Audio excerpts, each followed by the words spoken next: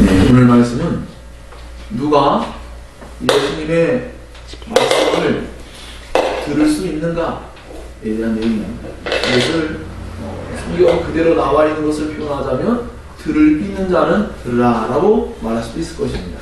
여튼 핵심은 우리가 지난주에 말씀을 살폈을 때에는 누가 예수님의 뒤를 따를 수 있는 것이냐, 누가 예수님의 가족인가, 뭐 이러한 내용들이 나왔다면, 이제 그렇다면 예수님의 말씀을 누가 들을 수가 있느냐라는 내용을 가지고 예수님의 제자, 예수님의 뒤를 따르는 제자가 과연 어떠한 사람들인가에 대해서 이제 알아가는 것입니다. 자, 그렇기 때문에 그러한 전체적인 이해를 가지고 성경 말씀을 살펴보도록 합니다. 잠시 기도하겠습니다. 하나님 아버지, 저희가 듣는 데에 매우 둔감하고 또 하나님 말씀을 지키고 순종하는 데 있어서 참으로 연약할 때도 많으며 나태하고 게으를 때도 있습니다. 주님, 저희들에게 은혜의 말씀, 그 생명의 말씀이 우리의 삶 속에서 능력 있게 역사되기를 원합니다. 성령 하나님, 하나님의 말씀이 우리가 들을 때 잠시 기쁨으로 받는 것이 아니라 우리의 삶을 진정한 기쁨의 삶으로 변화시킬 수 있는 그러한 은혜의 말씀 될 수 있도록 우리의 마음을 주께서 새롭게 해주셔서 오직 하나님의 말씀을 지키고 따르는 그 깨끗하고 순수한 마음으로서 하나님 말씀을 대하고 그 말씀만이 생명의 말씀이고 그 말씀을 따르는 길만이 우리의 삶의 모든 영역 속에서 하나님 나라가 이루어지고 하나님의 뜻이 이루어지는 복된 삶이 된다는 것을 우리의 마음에 확연하게 깨닫게 해주시고 오직 그것뿐이라는 것을 우리의 마음의 중심에 깊이 새겨주시기를 원하옵나이다. 주님, 결심했다 할지라도 너무 자주 넘어지오니 성령께서 긍휼히 여겨주시고 우리의 삶에 깊이 간섭하시고 우리의 의지에 힘을 불어넣어주시고 우리의 감정 속에 하나님을 사랑하는 주의 말씀을 사랑하는 뜨거운 마음 주시고 우리의 지성 가운데 날마다 진리의 말씀을 잘 깨달을 수 있도록 인도하셔서 허망하고 헛된 어리석은 꾀에 빠지지 않도록 도와주시옵소서. 예수님 이름으로 기도하옵나이다. 아멘.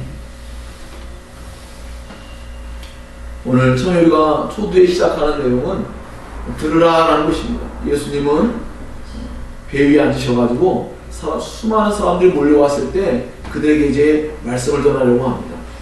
오늘날의 우리들의 입장이라면 저였으면 야 빨리 아픈 사람, 귀신 들린 사람, 뭔가 예수님 자신을 드러낼 만한, 자신의 능력을 드러낼 만한 그런 사람들 앞에다 세워놓고는 아마 그런 사람들 치유하는 일을 먼저 하지 않았을까 이런 생각을 해봅니다. 하지만 예수님은 그렇지가 않았습니다. 예수님은 먼저 말씀을 전하셨습니다. 우리가 마가복음 속에서 계속해서 우리가 알아가고 있는 내용이 뭐죠? 그것은 수많은 이적들을 하나님 나타내시지만 그 이적들은 목적에 의해서 종속되는 거예요. 그 목적 때문에 이적을 일으키는 겁니다. 그것은 바로 하나님의 말씀을 사람들이 듣게 하고 그 말씀들을 믿도록 하기 위해서 예수님이 이적을 베푸시는 것이지 예수님이 이적을 위해서 그 실제적인 행동들을 그걸 목적하에 두고 하는 것은 아닙니다. 자, 그렇기 때문에 우리는 오늘도 예수께서 사람들에게 다 모여들었을 때 먼저 들으라 라는 말씀을 하시는 이 말에 우리는 주의를 기울여야 합니다. 들으라. 인간이 하나님께 말씀을 듣는 위치에 있을 때 가장 숭고하고 아름다운 그러한 위치에 서는 것입니다. 하나님 말씀을 듣는 자리에서 벗어나면 필연적으로 죄와 함께 결탁을 하고 결국은 자신이 어떤 면에서 원하지 않는다 할지라도 결국은 죄에 굴복당하고 죄에 이끌려갈 수밖에 없는 입장에 놓이게 되는 것입니다. 그래서 우리는 인간의 위치라는 것은 언제나 하나님의 말씀을 듣는 위치여야만 올바른 삶을 살 수 있다는 것을 우리 먼저 마음에 깊이 새겨야 합니다. 우리의 날마다의 모든 삶 속에 하나님의 말씀에 굴복되어지는 하나님의 말씀을 듣고자 하는 그 위치, 그 태도, 그것이 우리의 삶을 결정합니다. 그것처럼 중대한 일이 없습니다. 종교 개혁자였고 하나님 앞에 복되고 영광스럽게 쓰임받던 존 칼빈 목사님이 제네바시에서 쫓겨난 뒤에 다시 4년 뒤에 돌아올 때 그가 사람들에게 했던 일은 자기를 쫓아냈던 사람들의 명단을 가지고 복수하는 일이 아니었습니다. 그가 했던 첫 번째 일은 그가 그 제네바시를 떠나기 전에 전했던 말씀 바로 다음 구절부터 말씀을 전하기 시작했습니다.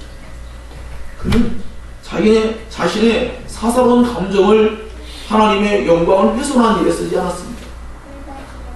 그는 무엇보다도 자신이 하는 어떠한 것도 사람들을 변화시킬 수 없다는 것을 온전히 신뢰했기 때문에, 왜냐하면 자기 자신을 잘 알아요. 자기는 결코 자신을 변화시킬 수 없는 존재라는 것을 철저히 알고 하나님께서 그의 마음을 새롭게 하셨기 때문에 그의 마음에 변화가 일어났죠. 누구보다도 이것을 잘 알고 있는 칼빈은 그래서 하나님의 말씀만이 사람들을 바꿀 수 있습니다. 하나님의 말씀만이 참으로 사람들에게 선한 은혜의 빛을, 진리의 빛을 비추어서 사람들과 온전케 할 수 있다는 것을 믿었기 때문에 그는 그렇게 하였던 것입니다. 그러므로 우리도 이제 어떻게 해야 될까요? 너무나 많은 것들이 엉클어져 있고 정말 너무나 많은 문제들이 산적해 있습니다 라고 할 때 우리는 가장 먼저 하나님의 말씀을 듣는 그 자리로 가면 됩니다. 그럼 자연스럽게 모든 얽혀진 실타래들이 하나씩 자연스럽게 풀어져 갑니다. 잘못되고 어리석고 한 그런 모든 문제들이 눈에 보이기 시작합니다. 하나하나 잘라내고 끌어내고 없애버리고 하나님께서 기뻐하시는 올바른 것을 우리는 붙잡고 나가야 할 줄 믿습니다. 그러므로 예수께서 그들에게 들으라 라고 했던 이 단순한 한마디가 참으로 청중들에게 하나님 말씀을 듣는 위치에 있는 것이 얼마나 복된 자리인지를 철저히 깨닫게 합니다. 저 역시도 마찬가지입니다. 수도 없이 하나님의 말씀을 연구하고 알아갈 때 어찌 보면 좀 방만하고 제 마음대로 살려고 하고 하나님 말씀으로 딱 들어가면 벌써 달라집니다. 마음 자세가 달라지고 삶의 변화가 찾아온다는 것을 그냥 삶 가운데 끊임없이 경험합니다. 하나님 말씀 앞에 서지 아니하면 우리들은 언제나 수시로 우린 자기가 임의적으로 자기 뜻대로 살려고 하는 그러한 경향이 끊임없이 드러납니다. 그러므로 하나님의 말씀을 듣는 위치에 자기 자신을 두는 것, 그것처럼 지혜롭고 그것처럼 참으로 복된 그런 일이 없습니다. 그러므로 인간은 언제나 스스로 어떠한 일을 행한다 할지라도 하나님의 말씀을 듣는 위치에서만 참되고 올바르게 시작할 수 있다는 것을 마음속에 꼭 믿고 오늘 이렇게 예배할 때에 하나님의 말씀을 듣는 위치에서뿐 아니라 우리 날마다의 모든 삶 속에서 하나님의 말씀을 듣는 그 위치에 우리가 가야 할 줄 믿습니다. 그렇게 인도하는 그 싸움이 얼마나 중요한 일인지 몰라요. 하나님은 우리들에게 언제나 말씀을 주십니다. 하나님은 우리의 오염된 죄인의 생각에 하나님의 말씀을 주셔서 그 말씀으로 그 오염으로부터 우리를 정결케 하고 우리를 깨끗게 하는 일을 합니다. 인간은 언제나 죄로 말미암아 오염된 그 육신적이고 세속적인 그런 즐거움이 우리의 마음에 늘 들끓어올라서 우리는 하나님의 뜻을 거스르는 그러한 삶을 살 때가 너무나 많이 있습니다. 로마서 8장 7절은 이렇게 우리에게 경고해주고 있습니다.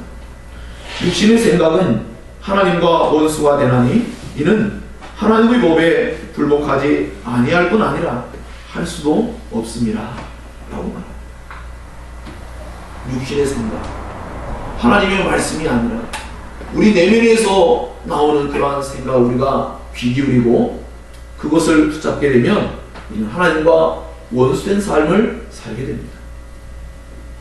우리가 하나님을 직접적으로 손가락질하고 하나님을 대놓고 그렇게 하지 않았다 할지라도 하나님의 뜻과 위배된 삶을 살아감을 통하여서 우린 결국 하나님을 멸시하고 하나님이 죄인을 미워하시는데 그 자리 가운데로 나아가는 그런 삶을 살게 됩니다. 그러므로 우리는 언제나 우리의 생각을 기꺼이 포기하고 오직 하나님의 말씀에 귀를 기울이고 하나님의 뜻에 귀를 기울일 수 있는 그런 우리가 되어야 할 줄로 믿습니다. 그것이 하나님께서 진정으로 원하시는 겸손한 신앙입니다. 예수님조차 자기 자신을 하나님께 온전히 굴복시키셨습니다. 그러므로 우리는 더욱더 하나님 말씀에 귀를 기울여서 하나님 말씀에 우리 자신을 끊임없이 듣는 위치에 세우는 그 일에 힘을 써야 됩니다. 그렇지 않으면 우리는 창세기 6장 5절에도 기록한 바와 같이 사람이 참 희한해요. 온 삶을 살아갈 때 하나님 앞에서 정말 죄를 많이 짓게 되는데, 이 죄라는 것은요 언제나 사람과의 관계 속에서의 죄도 분명히 문제가 되겠죠. 당연히. 하지만 근본적인 것은 언제나 하나님 앞에서의 죄입니다. 하나님께 지은 것이 죄입니다. 그것은 언제나 명심해야 된다. 이 세상에 일어나는 모든 죄악은 언제나 하나님 앞에서 짓는 죄입니다. 하나님께 향한 죄이기도 합니다. 창세기 6장 5절은 여호와께서 사람의 죄악이 세상에 가득함과 그의 마음으로 생각하는 모든 계획이 항상 악할 뿐임을 보셨다라고 기록하고 있습니다. 사람이 생각하고 계획하는 모든 것 속에 얼마나 죄가 깊이 간섭하고 있고 그것이 얼마나 깊이 우리들의 삶을 병들게 하는지를 성경 분명히 말하고 있습니다. 그것은 너무나 가득한 것은 뭐냐면 더 이상 하나님의 은혜의 자리가 깃들 수 없을 만큼 정말로 크게 찼다는 것을 의미합니다. 노아의 시대나 오늘날의 시대나 사실은 전혀 다를 바가 없는 때라는 것을 우리는 겸손하게 인정을 해야 됩니다. 수많은 사건과 사후 소식들을 접할 때마다 우리는 그것을 느낄 수 있지 않습니까? 지금의 세상이 종말의 때라고 세상이 우리들에게 말해주고 있습니다. 예수님의 십자가의 죽음과 부활 그리고 승천하심, 그때 이후로 지금은 언제나 종말입니다. 언제나 마지막 때입니다. 사도 바울이 성경 속에서 1세기 당시에 지금 종말의 때라고 말했을 때 그것은 사도 바울이 실수한 것이 아닙니다. 우린 여전히 오늘 주님이 오실 수가 있기 때문에, 주님의 재림이 마지막 날이기 때문에 우리는 언제나 지금 종말의 때를 살고 있는 것입니다. 다만 우리가 역사의 한 시간들을 살고 있기 때문에 어느 한 시점에 예수께서 오실 것은 분명합니다. 그것이 역사 속에서 실현될 날은 분명히 그 마지막이 정점이 될 것이지만 이 날이 오늘도 될 수 있고 조금 있다가도 될 수 있기 때문에 우리는 여전히 마지막 때를 지금 살고 있는 것입니다. 그러므로 우리 이러한 의식을 가지고 하나님의 나라가 이 땅에 임할 것을 바라보면서 노아의 시대와 같이 여전히 모든 사람들이 그 생각이나 또 계획이나 하고자 하는 모든 곳에 언제나 수많은 악함과 죄악이 깃들어 있고 그것이 드러나고 있는 이 시대를 바라보면서 우리는 하나님 말씀을 듣지 아니하면 우리 역시도 그러한 죄 얼마든지 빨 수 있다는 것을 기억해야 합니다. 우리는 아마도 난 그렇지 않아 라고 할지 모르지만 그렇지 않습니다. 하나님께서 우리에게 은혜를 걷어가시면 우리는 너무나 쉽게 감정에 무너질 때가 많습니다. 그렇게 뛰어나고 훌륭한 신앙인들도 순식간에 어떤 감정적인 싸움, 분쟁이 대입되어지면 순식간에 무너지는 일을 너무나 쉽게 볼 수도 있습니다. 하나님의 붙들어주시는 은혜가 우리로 하여금 참으로 구원의 길을 온전히 걷게 하는 우리인 것을 늘 기억해야 합니다. 우리 안에는 죄가 끊임없이 우리를 부추기고 들끓게 해서 우리로 하여금 하나님의 뜻을 따르기보다는 자기 속에는 오는 대로 자기 생각이 원하는 대로 그렇게 살고자 할 때가 얼마나 많은지 몰라요. 하나님 말씀이 사랑하라 말하지만 우리 그렇지 않지 않습니까? 내 마음속에 내가 원하는 방식대로 그 사람을 단절하기도 하고 우리가 추구하는 방식대로 문제를 해결하려고 하죠. 하나님의 해결 방식은 사랑인데 우리는 그것을 이루어낼 만한 아무런 능력이 없을 때가 너무나 많이 있기 때문에 우리는 우리 자신에게 정말로 정직해진다면 우리는 바로 그것을 자신에게서 금방 깨달을 수가 있을 것입니다. 그러므로 우리는 들어야 합니다. 성경 말씀에 귀를 기울이고 들어야 합니다. 성령 하나님을 온전히 의지하고 성경 말씀에 귀를 기울여야 합니다. 성령은 진리의 영이시고 예수께서 말씀하신 모든 것을 우리에게 이루시는 분입니다. 우리의 구원을 하나님께서 경륜적으로 보았을 때 성부 하나님께서 계획했다면 그 계획을 이루신 분은 예수님이죠. 십자가에서 못 박혀 죽으신 분은 예수님이죠. 그리고 그 십자가에 못 박힌 예수님이 나의 죄를 위해서 그렇게 하셨다는 것을 온전히 믿고 우리의 죄를 온전히 용서받게 하시는 그 일은 성령 하나님이 하시는 것입니다. 물론 모든 일은 삼위일체 하나님이 함께 하시지만 그 일을 실제적으로 전면에 나서서 행하시는 분은 바로 그와 같이 성령할 수 있다는 의미입니다.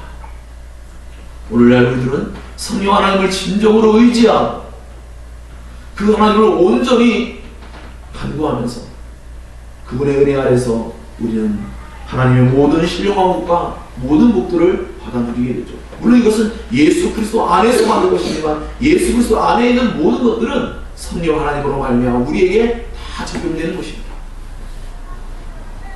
성령은 우리를 진리 가운데로 인도하시고 우리를 하나님의 깊은 것까지 통달하셔서 거의 알고 계시기 때문에 하나님의 모든 것을 우리에게 밝히 알려주십니다. 그러므로 고린도서 2장 9절에 10절은 이렇게 기록하고 있습니다. 기록된 바 하나님이 자기를 사랑하는 자들을 위하여 예비하신 모든 것은 눈으로 보지 못하고 귀로 듣지 못하고 사람의 마음으로 생각하지도 못하였다함과 같으니라.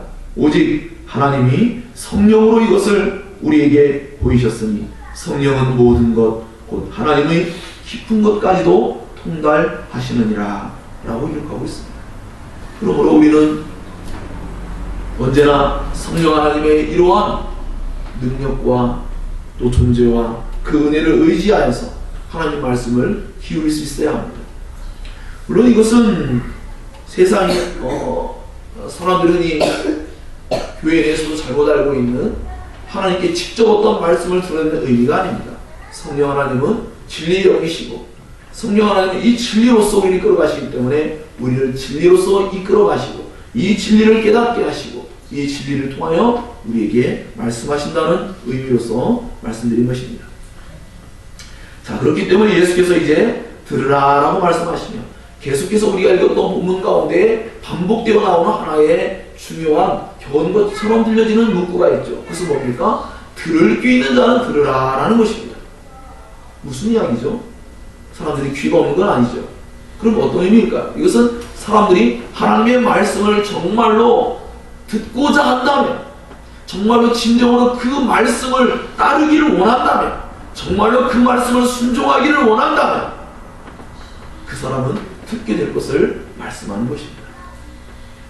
정말로 우리가 하나님 말씀을 알아들을 수 있는 귀, 그건 단순히 언어의 문제가 아니고 그것은 단순히 지식의 문제가 아니고 그것은 정말로 우리의 마음의 내면에서 하나님의 말씀을 참되게 듣고자 하는, 하나님의 말씀을 진정으로 지키고자 하는, 하나님의 말씀을 따르고자 하는 진정한 마음이 있느냐의 이 여부를 말씀하고 있는 것입니다. 오늘 우리가 성경 말씀을 대하고 있지만 우리의 마음속에 일주를 살아보면 알죠. 우리가 자신의 뜻대로 살았을 때 얼마나 많은 실패들을 경험했는지 잘 알고 있습니다. 그렇다면 우리가 하나님의 말씀을 대할 때 우리의 마음 자세가 어때야 할까요? 그것은 바로 하나님, 정말 이 말씀이 아니면 저는 죽습니다. 저는 이 말씀이 아니면 일주일 동안 또다시 예수께서 그렇게 책망했던 바리새인과 서기관들처럼 하나님 앞에 죄를 짓고 위선되고 어리석은 삶을 살 수밖에 없는 존재입니다. 하나님 은혜를 주시고 제 마음을 새롭게 해주시기 원합니다. 오직 진리의 말씀만이 저를 바꿀 수 있다고 저는 믿기에 주님의 말씀을 듣기를 원합니다. 라는 이러한 진심의 마음으로 주님께 향할 때 우리에게 성령 하나님이 하나님의 음성을 듣게 하십니다. 이 성경 말씀이 하나님의 권위로서 다가옵니다. 이 성경 말씀이 인격적으로 다가옵니다. 이 하나님의 말씀이 우리 안에 있는 수많은 죄악들, 우리가 그렇게 끊고자 해도 끊지 못했던 수많은 악함과 어리석음들의 진면목을 보게 하시고 그 도름을 깨닫게 하시고 우리로 하여금 그 죄를 미워하고 하나님의 뜻대로 살고자 하는 참된 의지를 불어넣어 주시는 것입니다. 그러기에 우리는 성령 하나님을 전적으로 의지하며 이 진리의 말씀에 귀를 기울이고 우리는 그 말씀이 날마다의 삶 가운데서 우리를 지배하시도록, 그 말씀이 우리를 통치하시도록 우리 자신을 기꺼이 나의 삶에 주님이 통치와 다스림이 일어나기를 기대하며 그 자리에 주님이 온전히 좌정하시고 다스리는 그 위치로 주님을 모셔드려야 합니다. 우리 언제나 듣는 위치에 있어야 합니다. 예수께서 씨 뿌리는 비유를 이제 말씀하실 때 과연 알아듣는 사람들은 누구일까요? 결론적으로 말씀드리면 하나님께서 주시는 은혜로운 깨달음의 귀를 허락받은 사람들이라고 할 수 있을 것입니다. 그리고 그것은 하나님의 주권적인 일하심이지만 그 속에는 우리 인간이 가지고 있는 어떠한 마음의 자세를 하나님은 사용하십니다. 인간 스스로의 지식과 지혜의 힘으로는 하나님의 지식과 지혜를 우리는 이해할 수가 없습니다. 그것은 불가능한 일입니다. 하나님께서 깨닫게 해주셔야지만 하나님의 말씀을 우리는 비로소 깨달을 수 있다고 말할 수 있습니다.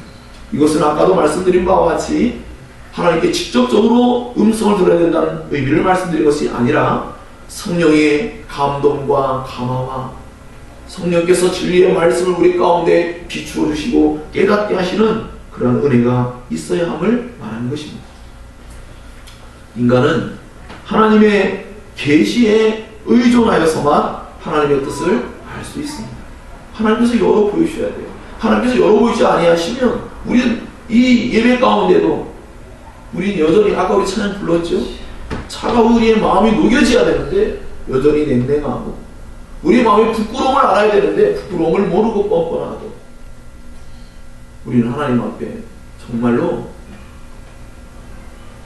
겸손한 자세로 은혜를 구해야 하지만 우리 스스로도 우리를 감싸고 있고 자기를 지키려는 잘못된 것들을 벗겨낼 수가 있는 것입니다. 그러므로 우리는 하나님께서 자신의 뜻을 나타내시고자 하는 사람들에게 계시한다는 이 성경의 말씀을 바라보면서 구약의 모든 하나님의 백성들이 그러했습니다. 신약의 모든 하나님의 백성들에게만 자신을 믿고 따를 수 있도록 하셨습니다. 구약 시대에나 신약 시대에나 오늘날의 시대에도 여전히 하나님은 자신의 백성들에게 자신을 나타내십니다. 예수께서 부활하셨을 때 누구에게 자신을 나타냈습니까? 모두 자신이 선택한 사람이요 자신을 믿고 따른 사람들입니다. 우리가 생각할 때 어떤 면에서는 예수님이 저 빌라도나 헤로드 왕이나 그 외에 다른 어떤 로마의 통치자들이나 그런 사람들에게 서기관과 바리새인들이 나타내 보이면 그들이 좀 믿지 않을까 생각할지 모르지만 성경은 전혀 그것에 관심이 없는 듯 너무나 무심하게 그들에게 예수님은 전혀 나타내지 아니하십니다. 오직 자신의 택한 제자들, 자신이 택한 백성들 그들에게 나타나셔서 그들로 하여금 부활신앙을 갖도록 철저하게 도우십니다. 그러므로 오늘날도 여전히 하나님은 우리들에게 자신이 택한 백성들에게 자신을 나타내고 계시다라고 우리는 인정할 수밖에 없는 것이죠. 하나님께서는 자신의 영원하고 선하신 계획 가운데 구원하기로 작정하신 그러한 사람들에게 반드시 자신을 계시하십니다. 어떠한 형태로든지 간에 자신이 택한 백성들에게 자신을 알리시며 때로는 꿈을 통해서 환상을 통해서 세상의 지식을 통해서 저 우주를 연구하든지 인간을 몸을 연구하든지 간에 이 세상 만물을 바라보는 모든 것을 통해서 주님은 얼마든지 말씀할 수 있고요. 또한 우리의 양심을 통해서도 우리의 종교심을 통해서도 세상 만물의 모든 것을 가지고 주님은 자신의 택한 백성에게는 반드시 자신을 계시하십니다. 비록 이 모든 것들이 하나님의 지극히 작은 일부분에 불과할 수 있지만 하나님은 자신에 대한 믿음과 이해를 그들에게 언제나 거의 가져다 주십니다. 최종적으로 하나님의 말씀인 성경을 통해 그 모든 것들을 확증해주고 그 모든 것들을 분명하게 우리들에게 알려주시죠. 온 세상의 모든 것들, 그것이 뭐 영적인 것이든 또는 물질적인 것인지 간에 모든 것은 성경에 이바지하고 기여하여서 하나님을 알게 되는 것입니다. 성경에 재미있는 사건이 기록되어 있습니다.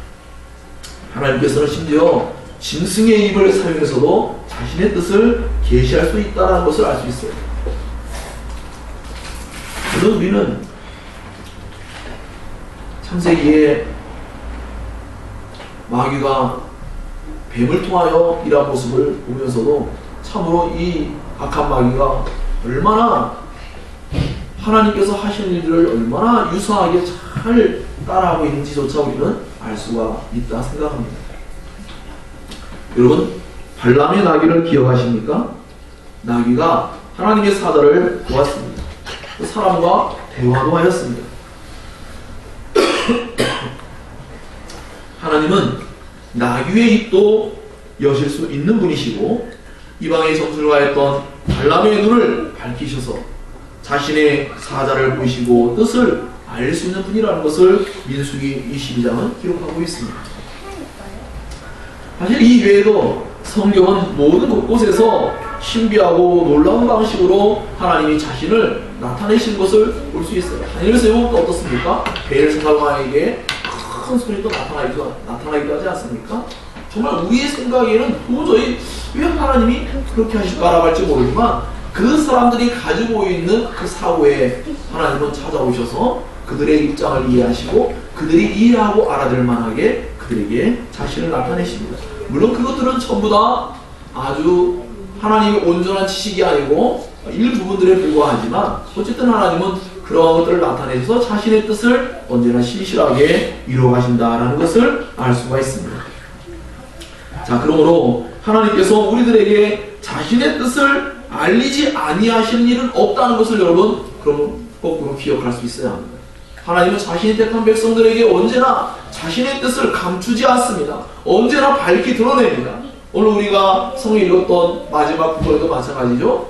예수께서 등불을 가져다가 누가 숨기려는 사람이 있겠느냐, 그것은 다 드러내게 하기 위함이다. 예수께서 우리들에게 오셔서 자신을 충분히 다 드러내려고 했습니다. 어느 정도? 친구라고 말했습니다. 친구는 비밀이 없다고 그랬습니다. 예수님 하늘나라의 모든 것들을 우리의 둔감한 지혜로는 도저히 알 수 없는 것들을 우리에게 친히 온전히 다 가져다 주셨습니다. 그래서 이제 우리는 하나님 나라에 대한 참된 지식들을 온전히 얻고 예수 그리스도로 말미암아 그 모든 것들이 완전한 형태로 드러났다라고 우리는 말할 수가 있는 것입니다. 하나님께서 우리들에게 자신의 뜻을 알리지 않는다면 인간은 정말로 캄캄한 흑암 가운데서 더듬더듬하며 살아갈 수밖에 없는 존재다라고 할 수 있어요. 왜요? 알 수가 없어요. 내일을 어떤 일이 벌어질지. 여러분 날마다 들려오는 소식들을 보십시오. 얼마나 많은 사람들이 자기도 원치 않는 가운데 죽음에 직면합니까? 아무도 자기의 앞날을 흑암 가운데 더듬더듬 찾아가는 중에 있는 것이죠. 하나님께서 진리로 빛을 비춰주지 아니하면 우리는 참으로 어두운 가운데서 불확실한 가운데서 우리는 참으로 두려운 가운데서 삶을 살아갈 수밖에 없는 것이죠. 어제도 밤늦게 저희 제자 한 명이 찾아와서 이야기를 나누다가 전혀 예기치 않았는데 지나가는 어떤 여자애가 막 욕을 하고 지나가고 아무런 관계도 없는 사람이에요. 오늘날의 사람들이 얼마나 마음적으로 박혀져 있는가를 전적으로 드러날 수 있는 것이 무엇이냐면 예전에는 생각은 했지만 실행을 옮기기 어려웠어요. 지금은 사람들이 생각한 바를 실행에 옮기고 있습니다. 정말로 갈수록 우리가 악해져가는 이 세상을 볼 수 있습니다. 그러기에 우리는 성경 속에서 예수님이 성경들을 고치신 그러한 놀라운 이적들을 바라보면서 우리 역시도 사실은 하나님 앞에 영적으로 소경과 다름없는 존재라는 것을 온전히 인정할 수가 없습니다. 우리는 정말로 소경입니다. 소경이라면 우리는 무엇을 의지해야 될까요? 하나님의 말씀만을 의지하지 않는다면 우리는 정말로 올바른 길을 갈 수 없습니다. 가다 구덩이를 만날 수도 있고, 가다가 우리는 어떤 길로, 잘못된 길로 접어들지 그 누가 알 수가 있겠습니까? 하나님은 우리가 마침 사모님이 기도할 때에 하나님의 말씀이 우리의 발등에 정말 등불과 같고 빛과 같다고 이렇게 기도하셨는데 참으로 그렇습니다. 오직 하나님의 말씀만이 우리를 온전케 하고 우리가 올바르게 갈 수 있도록 언제나 지도하십니다. 그러므로 사랑하는 여러분, 우리는 조금 아까 찬양을 부른 것처럼 성령님, 우리 어두운 눈을, 우리 어두운 귀를, 우리의 막혀진 입을 열어주시고 진정으로 하나님을 참되게 알게 해주셔서 그분을 즐거워하고 그분을 기뻐하고 그분으로 말미암아 행복한 신앙을 정말 우리는 추구해야 합니다. 이 세상 나라에 절대로 만족할 수 없고 이 세상을 추구하는 일이 얼마나 하나님 앞에 어리석은 일인지를 철저히 깨달을 수 있도록 하나님께 우리는 은혜를 구해야 합니다. 칼빈이 길교 가운데서, 강요 가운데서 말한 바와 같이 정말로 성경은 불 꺼진 극장에 불을 밝혀준 것 같고 오페라 가사를 자국어로 해설한 책과 같이 성경은 해설책입니다.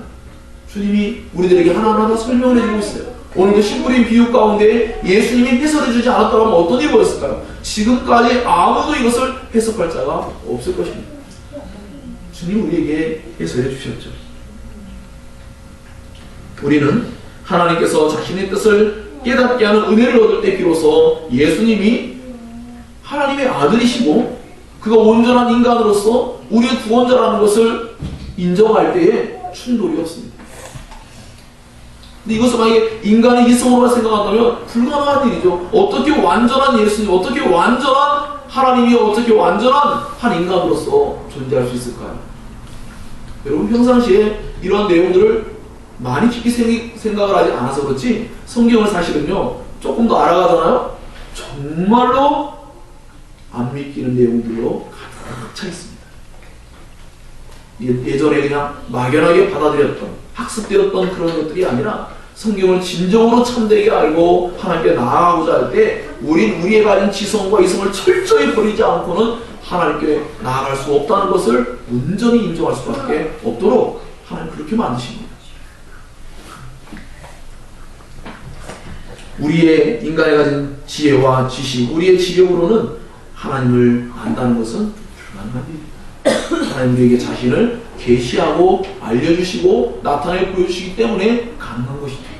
예, 그렇지 않습니까? 저도 내가 무엇을 좋아합니다. 저는 파란색을 좋아해요. 라고 말해야지 아무 말도 안 하고 있으면 여러분이 제가 파란색을 좋아하는지 검정색을 좋아하는지 어떻게 알 수 있습니까? 하나님께서 자신을 나타내 보이셔야만 우리는 하나님께서 무엇을 좋아하시는구나 라는 것을 우리가 밝히 알고 그 뜻대로 살아갈 수가 있을 것이다 생각합니다.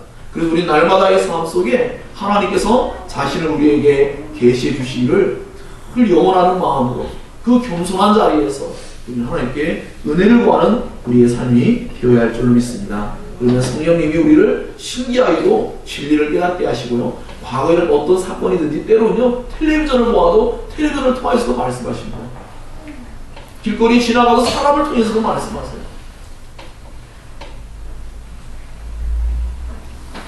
좀 부끄러운 이야기지만 제가 예전에 신앙생활을 했던 전동기 했을 때에도 제가 좀 신앙적으로 좀 좋지 않았을 때예요. 그런데 참 신기하게 까마귀가 많이 있었는데 까마귀가 죽었어요. 근데 그 모습을 보면서 제 마음에 지나가다 이렇게 쳐다봤는데 차량을 운행하면서 너의 신앙이 저와 같을 수 있다 라고 저에게 순간 깨닫게 해주는 거예요. 얼마나 귀여운 마음이 든지 몰라요. 어느 날은요 순간 저녁 때였어요. 수요일을 마치고 차례도 가는데 밤길을 가는데 성도님들이 무시하드리고 가는데 뭐가 밑으로 쑥 지나가요. 밟혔어요. 그럼 그냥 뭐가 밟혔네 이런 게 아니라 제 마음속에 왜 이 시간에 얘가 달려왔지? 왜 이 시간에 달려와서 여기 바퀴 앞에 한 1초나 몇 초만 달라서 살았을 텐데. 우리 인간은 자신의 앞날을 자신할 수 없습니다. 어떤 일이 순식간에 우리에게 찾아옵니다. 그 누구도 알 수 없습니다. 모두가 다 즐겁고 기뻐하며 하다가도 순간 갑자기 말도 안 되는 일이, 도시 한복판에서 무언가 갑자기 확 쏟아져 내려오고 무언가 어떤 일들이 발생하면서 사람들 모두가 안전하고 여겼던, 그렇게 지탱하고 있었던 그러한 땅이 움푹 꺼져가면서 죽기도 하고, 얼마나 엄청난 일들이 벌어지는지 몰라요. 참으로 우리는 겸손해야 합니다. 하나님의 절대적인 은혜 속에서 우리가 살고 있음을 기뻐해야 합니다. 제가 어제 만났던 제자에게도 그런 말을 했습니다. 너를 만나는데 내 마음속에 그냥 나도 모르게, 야, 너 지금까지 살아있는 게 감사하다, 그런 생각이 들었다고 이야기를 했어요. 그럼 설명을 해줬죠. 우리가 스스로 살아가고 있는 것 같지만 하나님께서 사실은 돌보시고 있다는 것을 우리가 잘 인지하지 못하고 있는데, 그것을 이렇게 비로소 아는 거죠. 하나님 나를 얼마나 사랑하시는지, 그 수많은 위험 속에서 우리를 지키시고 보호한다는 것을 이해할 때, 그 하나님을 그저 천둥 번개를 치고 뭐 물질적인 것을 막 변화시키고 바꾸고 하는 그런 분이 아니라 우리에게 늘 관심이 있고 우리에게 은혜 베푸기를 기뻐하시는 분이라는 걸 알 때 얼마나 마음이 기쁘고 감사한지 몰라요. 그러므로 사랑하는 여러분, 오늘 이 말씀을 통해서도 우리는 하나님께서 우리에게 자신을 알려주지 않으면 알 수 없다고 할 때, 예수님이 정말 사람들이, 함께하는 사람들이 물어봤죠. 밖에 사람들이 있습니다. 예수님과 함께 12제자가 있었고 예수님 말씀에 관심이 있어서 가까이 와 있는 사람이 있었어요. 어떤 사람은 말씀을 듣고 돌아갔습니다. 이 말씀이 이제 좀 이따 씨 뿌린 비유와 연관이 있습니다. 하나님 말씀을 듣고 돌아간 사람도 있고요, 좀 더 머물렀다 간 사람도 있고요, 다양합니다. 어떤 사람들은 뭐예요? 예수님의 그 말씀에 온 삶을 내가 바치며 그 말씀을 가까이 듣기를 원하고 그걸 통하여 하나님 나라가 정말 지금 임하고 있는지를 알기를 원하여 주께로 나온 사람들이 또 있었습니다. 우리 뭔가 부족하다고 생각해요. 뭐요? 하나님께 더 가까이 나아가고자 하는 열망이 있습니다. 이렇게 종교적인 어떤 겉모습을 치는 대로 익숙하면 얼마든지 할 수 있어요. 그것이 아니라 우리의 마음의 진정한 것으로 그 하나님께 참되게 나아가고자 하는 그 마음이 우리 안에 있어야 합니다. 그 하나님께 머물러고자 하는 것, 그 하나님 뜻을 참되게 알고 그 하나님의 말씀이 우리의 삶을 주장해 주시기까지 그 말씀이 능력으로 역사되기를 원하는 간절한 소원이 우리 안에 있어야 하는 것이죠. 예수님은 너무나 뜬금없는 이야기를 하십니다. 사람들을 모으려고 하는 게 아니라 다 흐트러버릴 것만 같아요. 하나님 나라의 비밀을 너희에게는 주었으나 외인에게는 그렇지 아니하니 그들에게 비유로만 말씀한다. 이게 무슨 말입니까? 더 많은 사람들이 예수 믿게 될 텐데 예수님은 어떠한 사람들에게는 그것을 깨닫게 해주지 않겠다는 거예요. 여기서도 이미 하나님의 그 지혜와 지식을 우리와 비교할 때 도저히 이해할 수 없는 그 선상에 딱 물 수밖에 없어요. 왜 이러시는 거예요 도대체?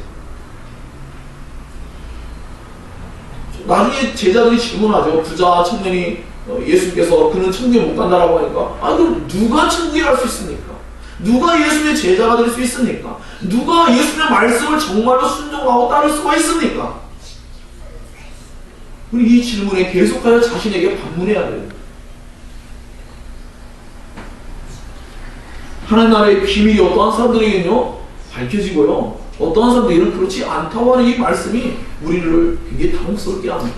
이건 결코 익숙한 내용이 아닙니다.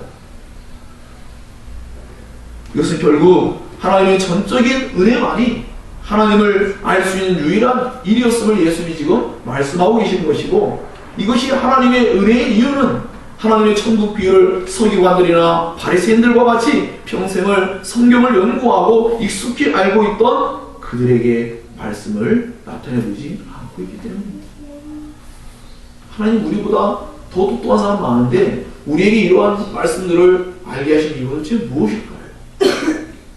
우리 인간적인 지혜로는 더 똑똑한 학식 있는 사람들에게 알려서 세상에 더 많은 영향을 행사하면 좋지 않을까요?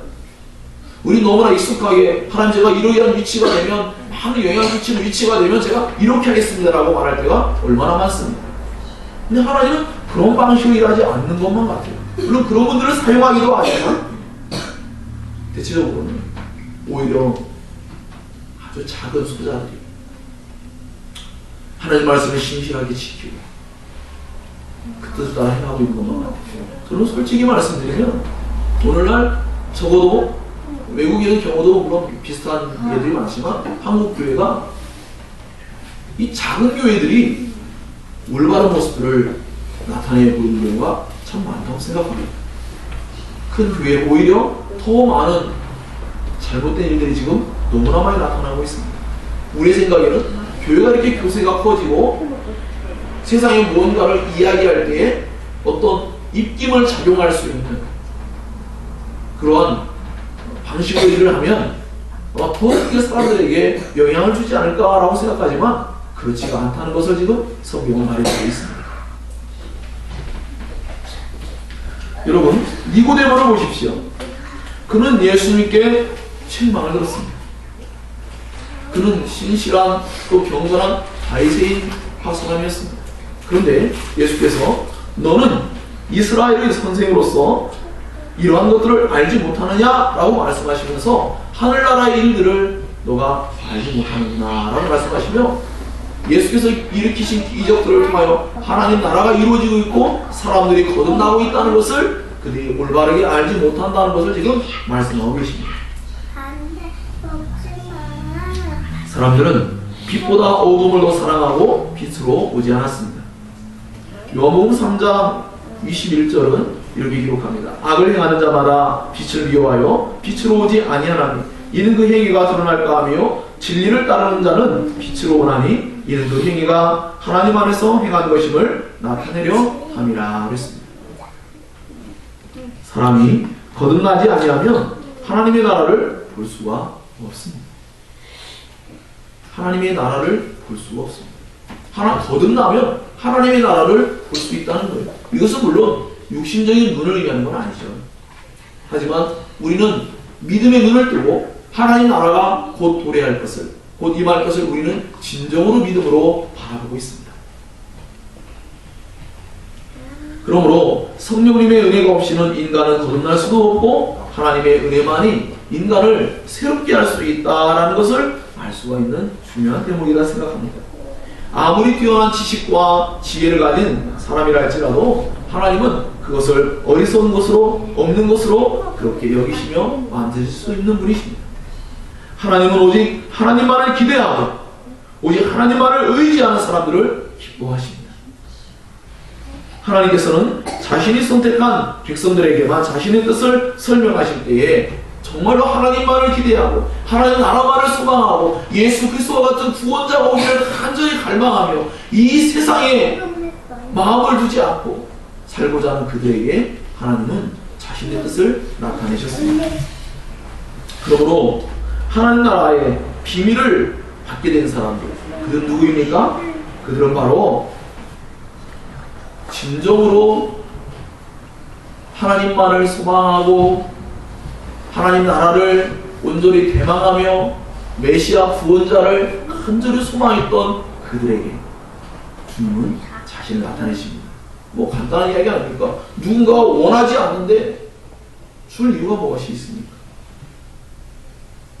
간절히 찾고 구하고 원하는 그 사람에게 하나님은 자신을 기쁘게 나타내기를 원하셨던 것입니다.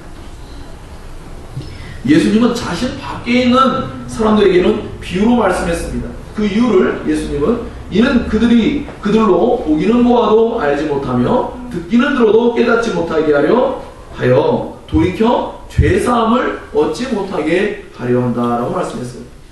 이 말씀 역시 곰곰이 생각해보면 참 어려운 말씀이죠. 왜 사람들에게 듣지 못하게 하실까? 왜 보지 못하게 하실까? 왜 돌이켜서 죄사함을 얻지 못하게 하니까? 라고 한번 생각해 볼 수가 있을 것입니다. 예수께서는 누가 하나님의 가족인가 라는 이 말씀을 앞서서 말씀하시면서 하나님의 뜻대로 행하는 사람들만이 하나님의 가족이다 라고 말씀했죠. 하나님의 뜻을 구하는 사람이지. 그들에게만 하나님은 계시하시는 거예요. 그들이 아니고서는 그런 마음 자세와 태도가 없는 자들에게는 그것이 계시될 수가 없는 것이죠. 또 다른 식으로 표현한다면 하나님이 그러한 마음을 갖게 하시고 하나님 말씀을 들을 때에 그 말씀으로 진정한 소망을 갖도록 인도하신다라고도 말할 수도 있을 것입니다. 어떠한 사람들은 하나님의 뜻만을 간절히 바라고 있었습니다. 하나님의 찾아오심이 없어도 잘 먹고 잘 사는 사람들과 달랐습니다. 마음이 파산하고 가난한 사람들이었습니다. 예수께서 팔복 가운데 말씀하신 것처럼 정말로 심령이 가난한 사람들이었습니다. 오직 하나님만을 진정한 복으로 여기고 오직 하나님만의 유일한 자신들의 부유함으로 여기고 오직 하나님께서 오셔야만이 이 세상의 부정부패가 해결되어지고 자신 안에 있는 죄의 문제가 해결될 수 있음을 철저히 깨닫기 때문에 그 하나님만을 간절히 원했던 바로 그 사람들, 하나님 나라를 열망했던 바로 그 사람들, 하나님 이런 사람들을 자신에게로 이끄시고 말씀을 통해서 위로하시고 치유하시고 그들 가운데 하나님의 나라를 가져다 주셨습니다. 이들은 세상 나라를 소망하지 않았습니다. 자신과 같은 인간들의 죄악성으로 인해서 절망할 수 있었던 사람들이었습니다. 그들은 하나님의 구원자를 갈망했고 그들은 예수의 말씀에 온전히 마음을 기울였습니다. 그들은 믿었던 것입니다. 세상 나라에 온통 마음을 기울이면서 번영을 꿈꾸는 사람들은 하나님의 나라를 갈망하지 않게 되어 있습니다. 하나님을 통해 이 세상에서 자신의 나라를 구축하기에 연연이 없고 자신의 아성을 쌓기에 연연이 없는 사람이 너무나 많습니다. 자신들의 부와 명예와 즐거움을 위해 하나님의 말씀을 기꺼이 희생시키고 자신의 이름을 높이는 삶을 살았습니다. 즉 서로가 같이 자신의 기념비를 세우는 일에 열중하는 그런 모습이었습니다. 이것은 저 자신도 자유로울 수 없습니다. 저도 과거에 저 자신을 어떻게든지 나타내고 무언가 사람들 앞에서 존경과 높임을 받기를 원했던 마음이 너무나 많았었기 때문입니다. 하나님을 높이기보다는 자신을 높이기를 즐거워하는 그 죄악된 마음이 끊임없이 뛰쳐나올 때가 있었습니다. 사랑하는 여러분, 그러므로 오늘 우리는 우리의 마음이 과연 어디로 기울고 있는지, 우리의 마음이 어디로 향하고 있는지, 우리의 마음 자세가 정말로 어떠한지에 대해서 우리는 한 번쯤 생각을 해봐야 합니다. 예수님은 하나님의 독생자 이름을 믿지 않는다는 것은 이미 벌써 심판을 받은 것이다 라고 말씀했습니다. 요한복음 3장 19절은 그 정죄는 이것이니 곧 빛이 세상에 왔을 때 사람들이 자기 행위가 악함으로 빛보다 어두움을 더 사랑한 것이다 라고 말씀하고 있습니다. 어둠을 더 사랑한 것이다. 그러니까 하나님보다 이 세상에 있는 것들을 더 사랑했기 때문에 결국은 하나님 말씀을 들을 수 있는 귀가 어떻게 된 거죠? 막힌 거죠. 눈이 감긴 거죠. 마음으로 돌이킬 수 없게 된 거죠. 예수님 말씀을 듣고 정말로 어떤 사람들은 돌이켰지만 어떠한 사람들은 여전히 그 말씀을 듣고 있는데 돌이키지 않고 있습니다. 어떠한 사람들은 말씀을 들려 나오기도 합니다.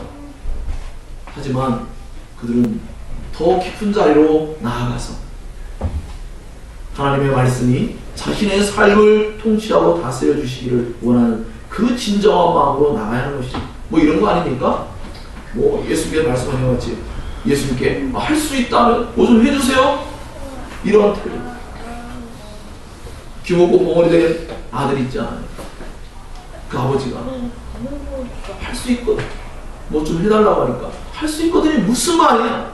믿는 자에게 능치 못할 일이 없느니라. 그 사람이 할 수 있다는 게 아니라 하나님이 자신을 믿는 자들에게는 능치 못할 일이 없는 것이다라는 것을 말씀하고 있습니다. 자기의 믿음 없는 것을 도와달라고 그는 간절히 외쳤습니다.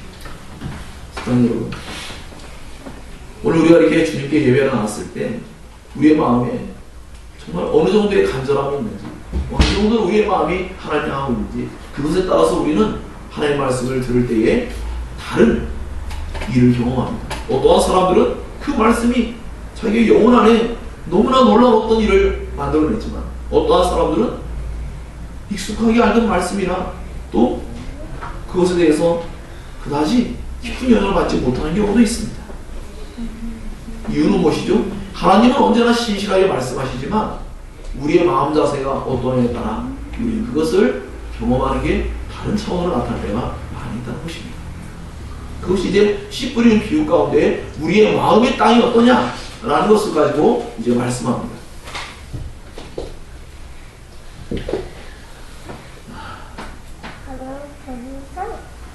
예수께서는 드러내려 하지 않고는 숨긴 것이 없고 나타내려 하지 않고는 감추인 것이 없다라고 말씀하시면서 우리에게 하나님 나라의 신령하고 복된 것들을 우리에게 다 나타내고 드러내기를 원하셨다라는 것을 우리에게 말씀해주고 있는 것입니다.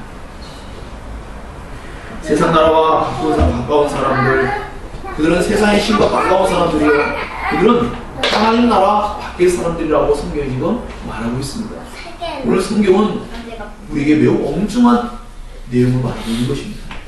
결론적으로 외인은, 바깥 사람은 예수님의 택하심을 받거나 예수님만을 간절히 소망하는 사람들이 아닌 그 외의 사람들을 의미한다고 할 수 있을 것입니다.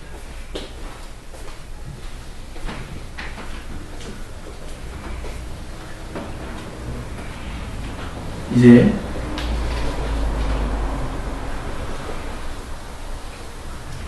말씀이 정말 씨 뿌린 비유를 이제 말씀을 전해야 되는데 참 시간이 너무나 빨리 지나가고 있습니다. 이것으로 마치고요. 왜냐하면 전하고 싶은 내용은 너무너무 많고 좋은데 우리가 마음에 앞서서 들었던 말씀을 또 잃어버릴 수 있어서 이제 이 말씀으로 우리 마음 자세, 태도가 어떠하냐, 이것이 얼마나 중요한, 이거에 따라서 씨 뿌린 비유에 나오는 내용들을 그의 마음속에 적용할 수 있을 것입니다. 우리 사모님 지금 말씀에 서러운 부분만 말하고 있는 것 같아서 지금 보고 계신데 꼭 서러는 아닙니다. 이 내용들이 같이 다 포함되어 있는데 어떤 사랑하는 성도님들, 오늘 이 말씀이 우리의 마음속에 하나님 말씀을 대하는 우리 자세가 어떠냐에 따라서 성경 말씀이 전혀 다르게 우리에게 역사되고 있다는 것을 꼭 기억하시고 우리 하나님께 항상 우리 이성을 복종하고 하나님께 듣는 위치에 서는 것이 얼마나 중요한지에 대해서 깊이 인식할 수 있는 우리가 되었으면 좋겠습니다. 기도하겠습니다. 기도하겠습니다. 아멘. 아멘. 네. 오늘 오후의 말씀은 오전에 본전에서 이것을 전하기로 하겠습니다. 오후에 전할 말씀 따로 있었지만 오전에 이걸 안 하고 내년 다음 주에 또 하게 되면 또 좀 다를 것 같아서 이어서 하는 게 좋겠다 해서 이어서 진행하도록 하겠습니다.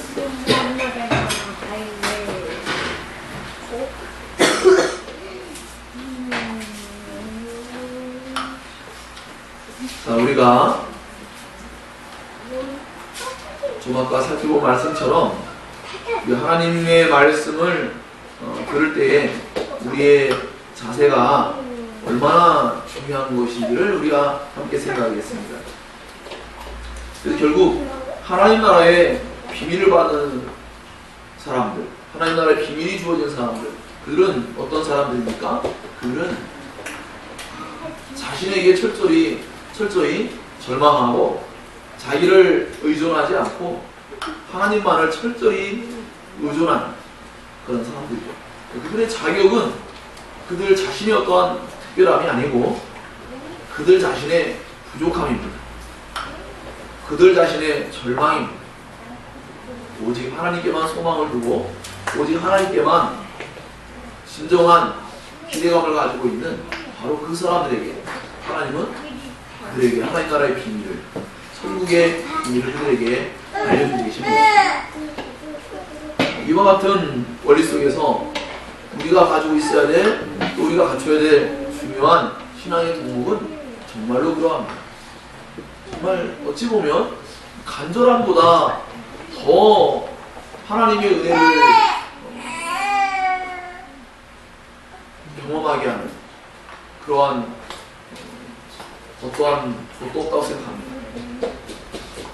간절함이 있으면 그 사람은 하나님만을 전심으로 바라고 그 하나님을 통하여 오직 그 하나님을 통하여서만 자신들의 모든 문제들이 해결될 뿐만 아니라 또 그것 때문에 진정한 행복을 누릴 것도 기대하기 때문에 우리는 하나님만을 온전히 바라는 그 마음, 그것이 우리에게 절대적이라는 것을 우리가 반드시 마음에 염두에 두고 살아야 합니다.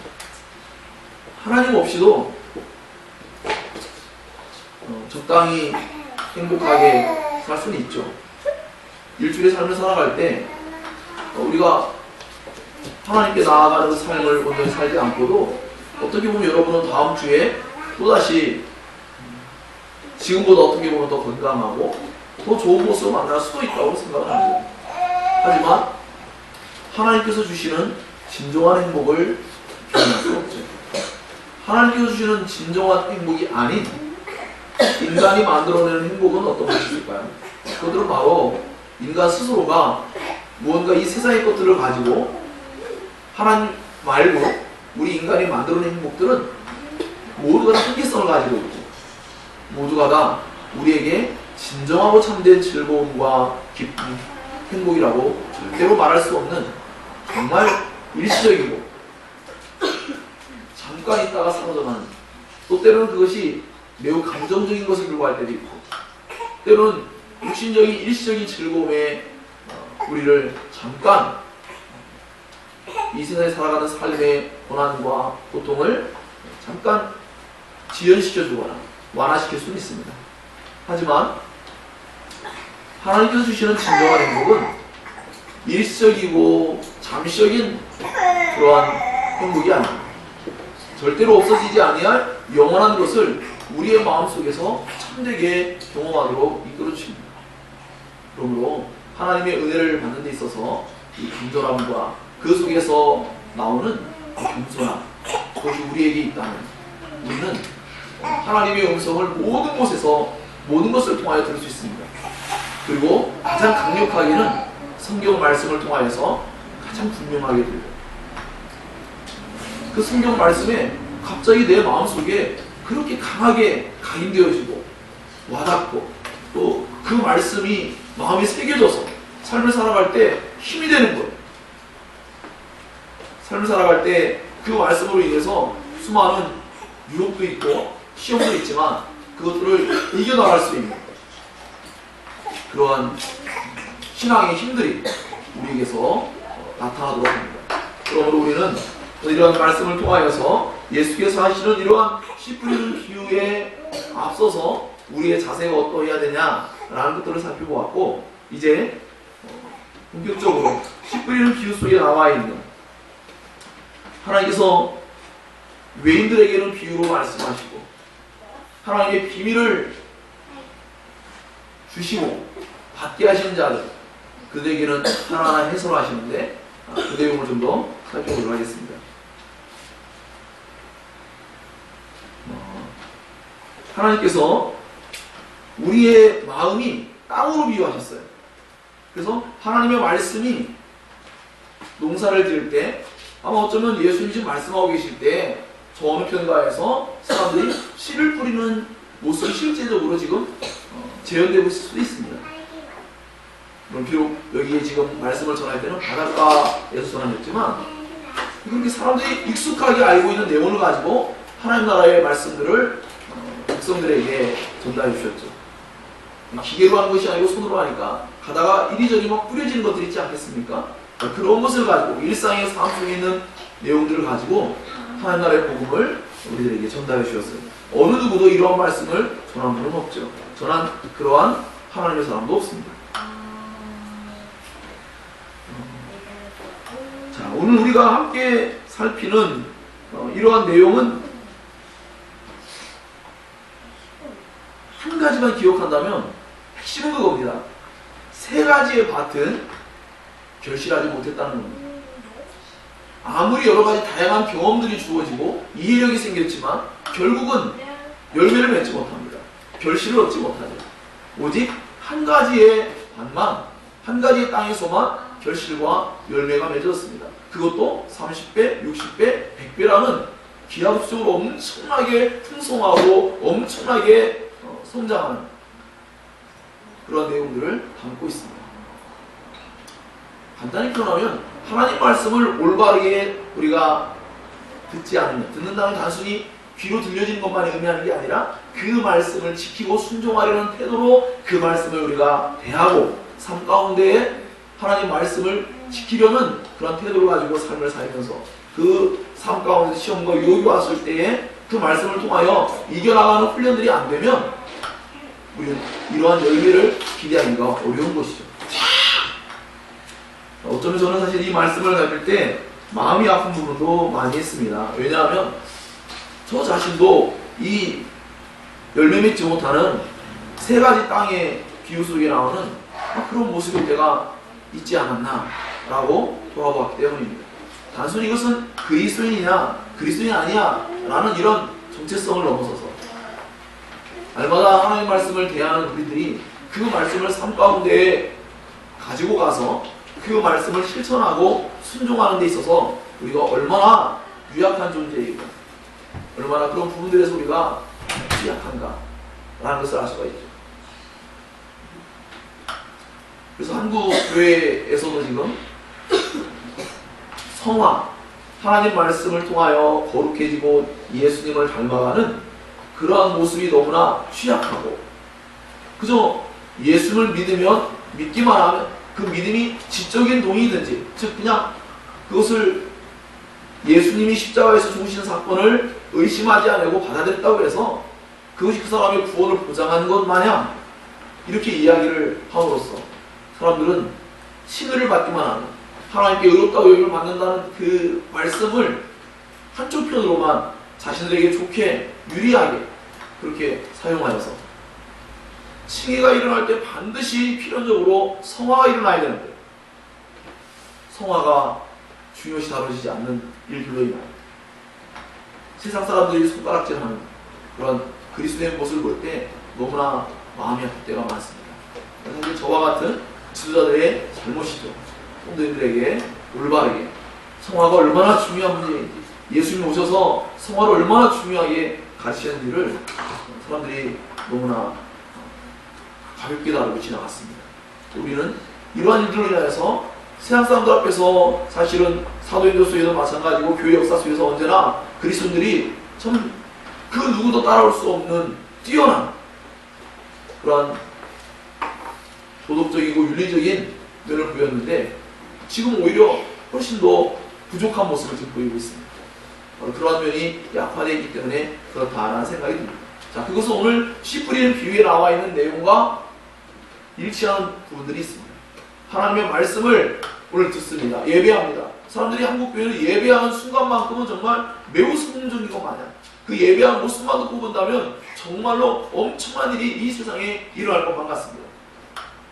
하지만 그리스도인들은 교회를 떠나서 말씀을 삶 가운데 가지고 와서 그 말씀을 통하여 열려있는 삶을 살아가는 것은 너무나 정말 너무나 보잘것없고 볼품없을 만큼 그렇게 잘 열매를 맺거나 결실을 얻지 못하는 그런 모습이 많습니다. 그래서 오늘 이 말씀을 통하여 우리 자신들도 날마다 하나님의 말씀을 듣지만 일주일의 삶을 살아갈 때 그 말씀을 붙잡고 그 말씀을 가지고 정말 삶에 잘 적용하고 그 말씀에 자신을 굴복시키고 그 말씀이 내 이성과 내 경험에 맞지 않는다 해도 그 말씀대로 순종하는 그런 우리의 태도가 있는지 한번 깊이 자신을 돌아보며 말씀을 살펴야겠습니다. 네 가지 가운데 첫 번째는 뭐죠? 말씀이 길가에 뿌려진 그런 경우죠. 네, 우리가 익숙하게 잘 알고 있어요. 말씀을 들었을 때에 사탄이 즉시 와서 그들에게 뿌려진 말씀을 빼앗는 경우죠. 뭐 새가 먹어갔다라는 이제 표현을 사용하시기도 했는데 말씀을 듣고 있는 중에 악한 마귀가 불신앙의 마음과 생각을 갖게 해서 하나님 말씀을 믿지 않게 되는 것입니다. 네. 여러분 어때요? 말씀을 지금 우리가 듣고 있습니다. 말씀을 읽고 있죠. 그런데 그 말씀을 대하고 있음에도 불구하고 우리는 온갖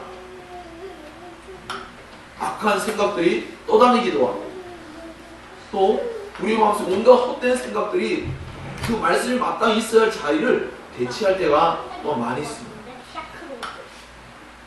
우리는 기도할 때도 그렇지 않습니까? 기도할 때도 온전히 집중하지 못하는 그런 우리의 모습일 때가 많아요. 무엇보다도 하나님 말씀을 대할 때 선입견을 제거해야 되고요. 하나님 말씀을 대할 때 가장 좋은 것은 네 번째 밭에 네 번째 땅의 그 경우를 가지고 이야기하자면 착하고 좋은 마음, 하나님 말씀을 들을 뿐만 아니라 그것을 마음에 진정으로 받아서 지키겠다는 자세, 그것이 우리에게 너무나 필요한 거예요. 그게 없으면 그저 듣는 거로 만족하고 들으면서 다 사라진 거예요. 그 말씀은 사실은 믿지 않는다 라고 밖에 말할 수가 없습니다. 우리는 하나님 말씀을 가감할 때도 많습니다. 우리는 하나님 말씀이 내 경우에는 정말 이게 가능할까? 라고 생각할 때도 있습니다. 하지만 하나님 말씀은 언제나 변함없이 하나님 자신의 능력과 또 그 영광을 드러내는 그런 말씀입니다. 우리 그것을 온전히 믿어야 합니다. 그러기에 하나님 말씀을 들을 때 그 말씀 우리의 마음에 이제 우리가 믿기 때문에 우리 함께 지금 예배하고 있습니다. 자, 그렇다면 1번의 경우는 어떤 면에서 우리에게는 조금은 자유로울 수 있는 면이 있겠죠. 하지만 예배할 때 사실은 물론 저도 과거에 그런 적도 있지만 말씀을 들을 때 이해력이 떨어지기도 하고 또는 그 말씀을 마음에 진심으로 받아들이지 못하는 그런 때도 있죠. 때로는 목회자를 판단할 수도 있죠. 때로는 그 말씀에 대해서 자기의 처한 상황과 대비할 때 거부하고 싶을 만큼 안 맞을 때도 있죠. 왜? 원수를 사랑하라고 하는데 자기한테 원수가 있는데 정말 너무너무 끔찍하게 괴롭히고 힘들게 하고 있는데 그 사람을 사랑하라는 말씀이 주어질 때 과연 여러분은 어떠한 생각이 듭니까? 그래, 맞아, 사랑해야지.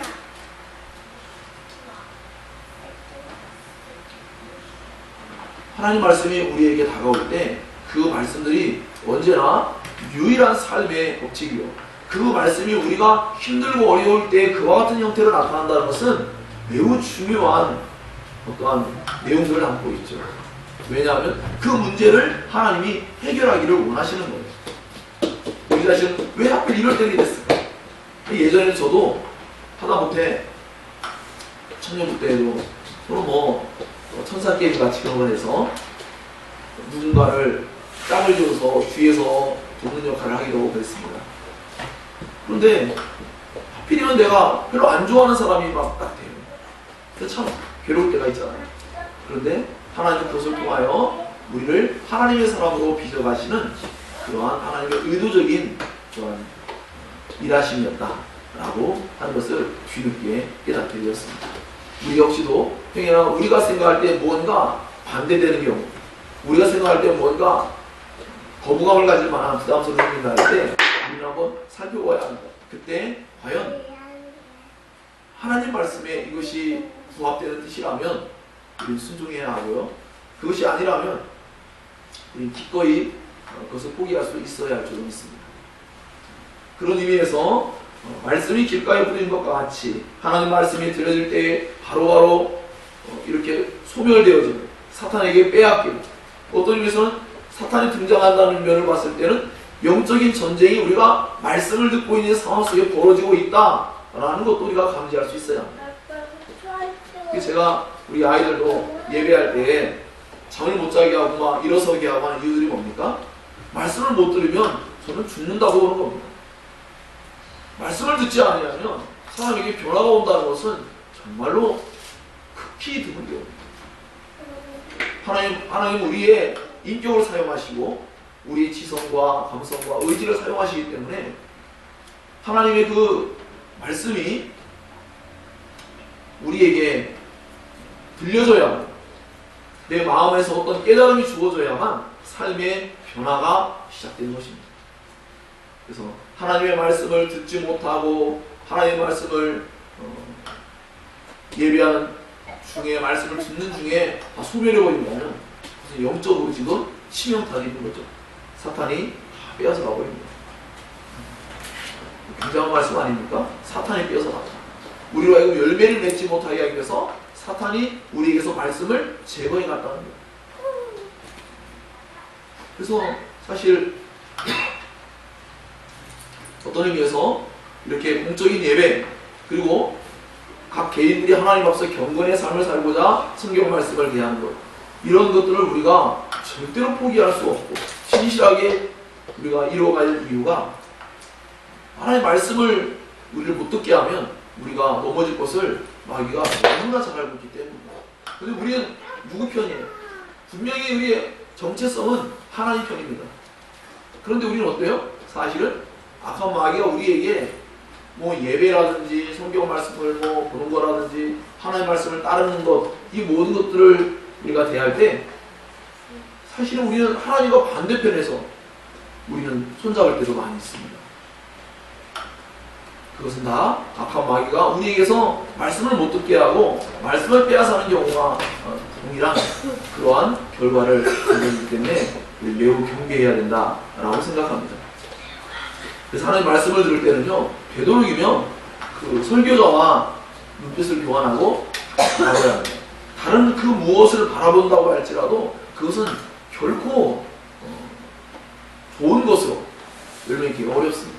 물론 성경 말씀을 응시하고 좀 더 살필 수 있는 부분도 있지만 그러지 않고 다른 것에 한눈 팔아서는 안 되겠죠. 그래서 우리 자신들이 말씀을 가볍게 탁탁 지나갈 때 그것들이 결코 우리에게 좋은 것이 될 수 없어요. 왜 그러냐면 우리에게 말씀을 들을 때에 딱정이 가지도록 굳은 살을 만들어줘요. 익숙해지게 만드는 거죠. 그러고 나중에는 그 말씀을 통하여서 무엇가 새로운 깨달음을 얻으려고 애를 쓰지 않고 익숙하게 지나가 버릴 때가 있습니다. 그래서 하나님 말씀을 대할 때 우리는 그 말씀을 정말로 낯설게 받아들일 만큼 그 말씀에 대해서 자기 자신을 온전히 굴복시키는 그런 훈련과 태도가 필요한 거죠. 두 번째는 돌밭에 뿌려진 것과 같은 사람들이죠. 말씀을 들을 때 즉시 기쁨으로 받습니다. 이들은 특징이 하나님 말씀을 들을 때 기쁨으로 받을 수 있다는 것입니다. 우리도 성경 말씀을 듣고 나면 정말 좋아요. 하나님 우리 위로하시고 하나님 동행하시고 하나님 우리 사랑해 주시고 하나님 놀라운 이적과 능력을 나타내시는 분이라는 것을 알 때 그 일시적으로 기쁨을 느끼지 않습니까?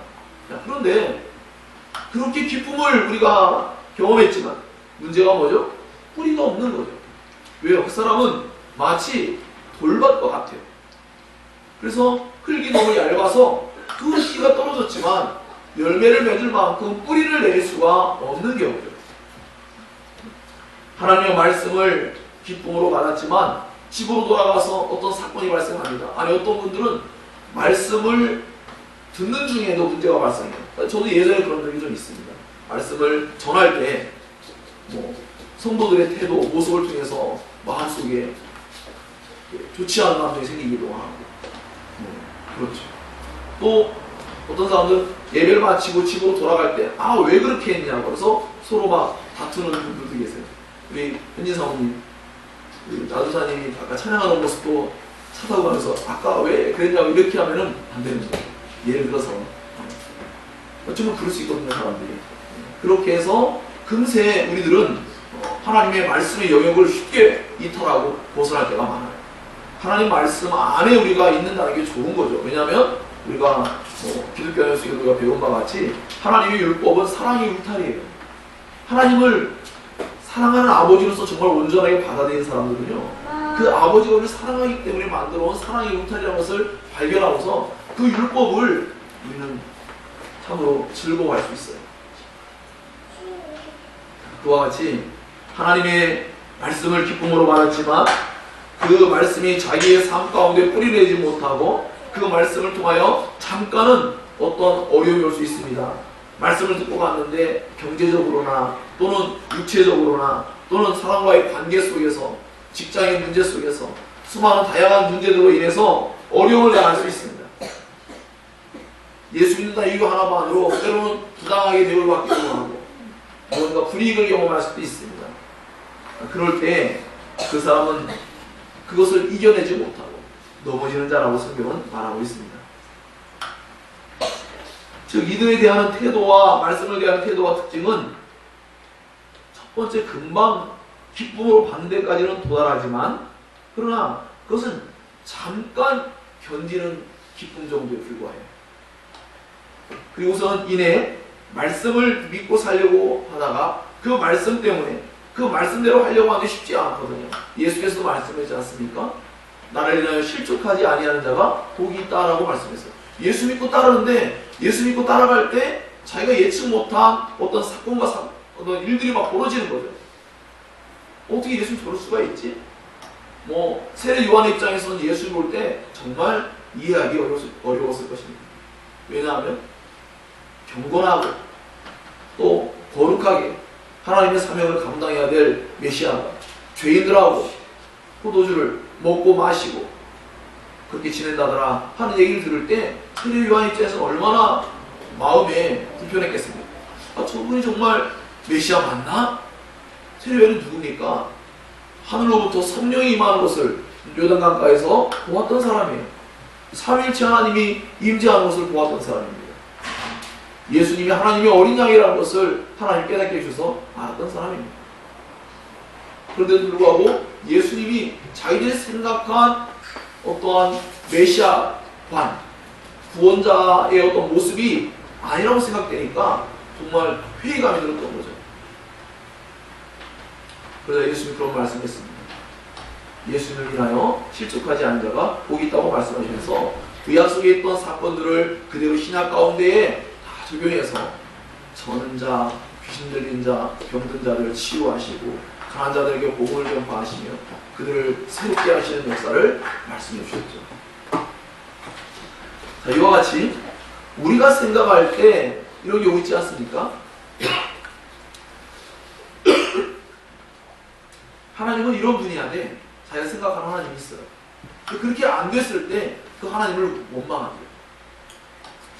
그젠가요? 봤을 때 어떤 교회에서 수험생들의 이름을 밖에다 게시하면서 기도하더라고요. 꼭 좋은 것일까요? 그 중에 많이 떨어지면 어떻게 되는 걸까요? 저는 우리가 우리의 뜻을 따라 하나님을 이용하거나 또는 그렇게 우리가 컨트롤하고 조절할 수 있다고 생각하면 정말 오산이라고 생각합니다. 하나님은 우리의 생각대로 이렇게 움직여지는 분이 아니에요. 하나님의 뜻에 맞춰서 살아가야 되는데 우리의 뜻에 안 맞으면 하나님 어떻게 이룰 수가 있느냐라는 식이죠. 그래서 그런 분들은 어떻게 합니까? 방금 말씀했던 두 번째 불화처럼 어떤 환난이나 박해나 어려움이 왔을 때 이내 포기하고 주저앉고 그리고 열매를 맺지 못하는 그런 모습을 볼 수도 있습니다. 이것은 또 저와 같은 사역자와 같이 소명의식과도 연관이 있습니다. 하나님께로 진정한 소명을 받은 사람은 반드시 그 뜻이 이루어지기까지 절대로 포기하지 않게 됩니다. 그러나 조금만 환난이 오고 박해가 오고 어려움이 찾아왔을 때 하나님께서 원하시는 참된 결실과 열매를 맺는 그 소명으로의 부르심이 없으면 결국은 그만두는 것이죠. 포기하게 되는 것이죠. 하나님의 나라를 정말로 소망하다가도 세상 나라부터 압박이 들어오고 어떠한 어려움들이 발생하고 뭔가 불이익을 겪을 것 같고 뭔가 많이 포기해야 될 것 같으면 사람들은 세상 나라에 있는 많은 것들을 포기해야 되는데 신기하게도 말씀을 포기한단 말이에요. 말씀을 기꺼이 내던져요. 왜 그렇죠? 말씀은 내던져도 당장 뭐가 해로운 게 없어요. 그런데 세상에 있는 것들은 어때요? 내가 당장 그것들을 버리게 되면 당장 경제적으로 또 인과관계 속에서 수많은 다양한 것들로 나에게 굉장히 큰 압박감으로 찾아오니까 사람들이 손쉽게 하나님 말씀을 버립니다. 그러나 하나님 말씀을 버리고 하나님 말씀이 열매를 맺지 못하는 것이 하나님을 원했던 사람들이 있습니다. 오직 하나님의 말씀을 순종하는 것만이 유일한 삶의 법칙이라고 여기고 살고자 하는 사람들이 있죠. 사람들이 보았을 때 왜 이렇게 융통성이 없어? 라고 말할 수 있을지 모르지만 그 사람은 마음속에 단 한 가지의 유일한 그 생명의 동화줄을 붙잡고 싶은 그런 마음으로 그 말씀을 붙잡고 살아가는 사람입니다. 오직 하나님의 은혜만을 간절히 소망하고 오직 하나님의 나라만을 간절히 희망합니다. 이 세상 나라의 소망 없음을 철저히 깨달은 사람이죠. 오직 하나님께서 보내신 자 예수 그리스도만이 자신의 모든 문제를 해결할 수 있는 유일한 분이시고 그 예수 그리스도만을 간절히 원했던 사람들입니다. 이들은 한결같이 말씀을 듣고 받았습니다. 마음에 받아들였습니다. 자신의 뜻을 물리치고 하나님 말씀을 받기로 그들은 작정하였습니다. 하나님의 말씀을 순종하겠다고 착하고 좋은 마음으로 그 말씀을 받는 이 좋은 땅, 바로 이 땅이 바로 우리들이 정말로 지향해야 될 땅일 것입니다. 물론 하나님 입장에서는 하나님이 선택한 백성들에게 그것을 계시해 주죠. 오늘 우리가 하나님의 선택한 백성으로서 구원 얻은 것과 같이 하나님 말씀을 들을 때에 우리 자신의 태도도 무언가 연관이 있다는 것을 성경은 지금 말해주고 있습니다. 예수께서는 이렇게 말씀했습니다. 천지의 주제이신 아버지여, 이것을 지혜롭고 슬기는 자들에게는 숨기시고 어린아이들에게는 나타내심을 감사하나이다. 옳소이다. 이렇게 된 것이 아버지의 뜻이니이다. 내 아버지께서 모든 것을 내게 주셨으니 아버지 외에는 아들을 아는 자가 없고 아들과 또 아들의 소원대로 계시를 받는 자 외에는 아버지를 아는 자가 없느니라. 마태복음 11장 25절에서 27절에 그렇게 말씀하였습니다.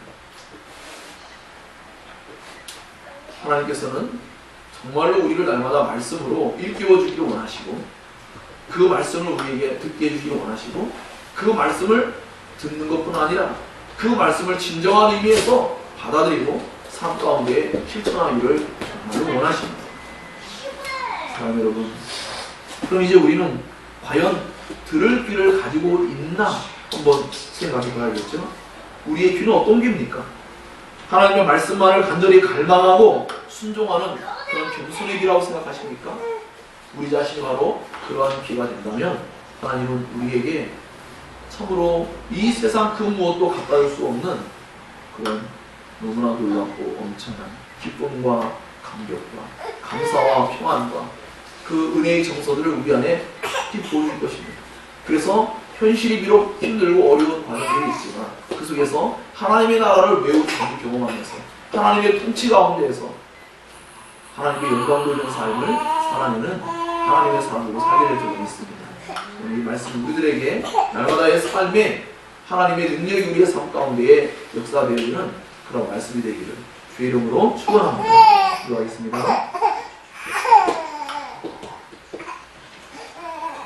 그런 말씀을 기억하고 기도하기 바랍니다. 말씀을 붙잡고 기도하기 바랍니다. 기도하겠습니다. 하나님 아버지, 은혜와 사랑을 감사합니다. 오늘도 복된 말씀을 주시고 참으로 들을 귀가 있는 자는 주의 말씀을 들으라고 말씀하신 주님, 정말로 순종하고 싶어하는 자는 하나님 말씀을 들으라고 말씀하신 주님, 주의 말씀을 정말로 순종하고 지키고자 하는 그 열망을 우리에게 주시기를 원합니다. 하나님 말씀을 지키고 순종하지 아니하는 것은 모두가 열매를 맺지 못한다는 것을 우리에게 분명히 깨닫게 해주시고 하나님 말씀을 지키고 순종하는 그 일을 온전히 이뤄내고자 날마다 성령 하나님을 의지하고 하나님의 도우심을 구하며 하나님만이 유일한 삶의 이유와 목적이 되며 그 하나님만을 온전히 간절히 바라며 하나님 나라를 온전히 희망하며 살아갈 수 있는 우리의 모습이 되기를 원하옵나이다. 주님 없는 삶이 얼마나 비참한 삶이며 주님 없는 삶이 절대로 행복할 수 없음을 우리는 온전히 깨닫고 살아갑니다. 하나님, 날마다 주님의 말씀에 지배받기를 원하며 주님의 말씀의 지도를 따라 삶을 살기를 원하오니 날마다 우리를 진리 가운데로 인도하여 주시고 그 진리의 말씀으로써 하나님을 진정으로 기쁘게 섬겨나갈 수 있는 세상에 있는 많은 하나님의 백성들을 섬겨나갈 수 있는 저희들 될 수 있도록 인도하여 주시옵소서. 저희들의 마음의 땅이 하나님 좋은 땅이 되기를 원합니다. 하나님, 우리의 마음의 귀가 하나님 말씀을 듣기에 합당한 좋은 귀가 될 수 있도록 하나님께서 은혜 주옵기를 또한 간절히 원합니다. 그래서 우리의 삶에 하나님이 기뻐하신 아름다운 결실과 열매들이 맺어지고 장차는 하나님의 나라, 하나님의 영원한 기업들을 얻을 수 있는 복된 자로서 삶을 살 수 있도록 복을 내려주시옵소서.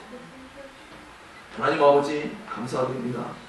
오늘 함께 살펴봤던 이 말씀들 우리의 마음에 잘 새겨주시고 이 말씀들이 우리의 삶을, 우리의 삶의 태도를 결정하게 해주시고 우리의 삶의 모습들을 규정해 줄 수 있는, 우리의 삶의 모습들을 바꿔나갈 수 있는 그러한 말씀으로 경각심을 줄 뿐만 아니라 또한 그런 좋은 땅으로서 살아간다는 그 자에게 하나님이 30배, 60배, 100배의 엄청난 결실들을 맺게 하시는 것을 기대하며 삶을 살아갈 수 있는 저희들 될 수 있도록 인도하여 주시옵소서. 예수님 이름으로 기도하옵나이다. 아멘.